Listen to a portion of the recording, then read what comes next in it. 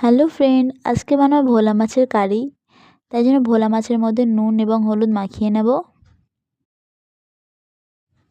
তারপর এগুলোকে ভেজে নেব ভালো করে।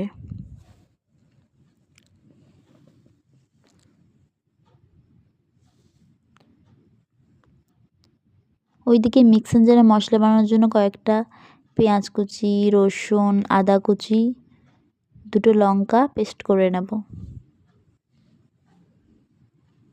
পেস্ট হয়ে গেছে এবং মাছগুলো এখানে ভাজা হয়ে গেছে। এবার এগুলোকে তুলে নেব। তারপর ওই তেলের মধ্যে তেজপাতা এবং গোটা গরম মশলা ফোড়ন দিয়ে কেটে রাখা পেঁয়াজগুলোকেও দিয়ে দেব।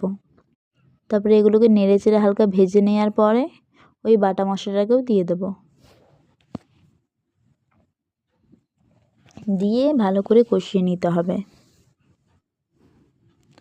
ভালো করে কষানো হয়ে গেলে ওইদিকে একটা বাটির মধ্যে জিরে গুঁড়ো, হলুদ গুঁড়ো, লঙ্কা গুঁড়ো, কাশ্মীরি লঙ্কা গুঁড়ো জল দিয়ে এটাকে মিশিয়ে নেব। তারপর কড়াইয়ের মধ্যে কয়েকটা টমেটো কুচি, তারপরে পেঁয়াজ কলি কুচি দিয়ে মিশিয়ে নিয়ে ভালো করে ভেজে নিতে হবে।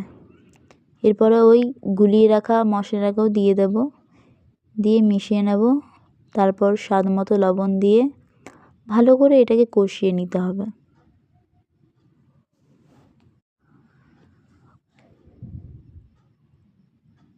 ভালো করে কষানো হয়ে গেলে পরিমাণ মতো আমি জল দিয়ে দেবো। এখানে কিছুক্ষণ জলটা ফুটে যাওয়ার পর মাছগুলোকে দিয়ে দেব। এখানে মাছ দিয়ে দিয়েছি, কিছুক্ষণ রেখে দেব। আমাদের প্রায় হয়েই গেছে। এর উপর ধনেপাতা গার্নিশ করে দিয়ে দেব।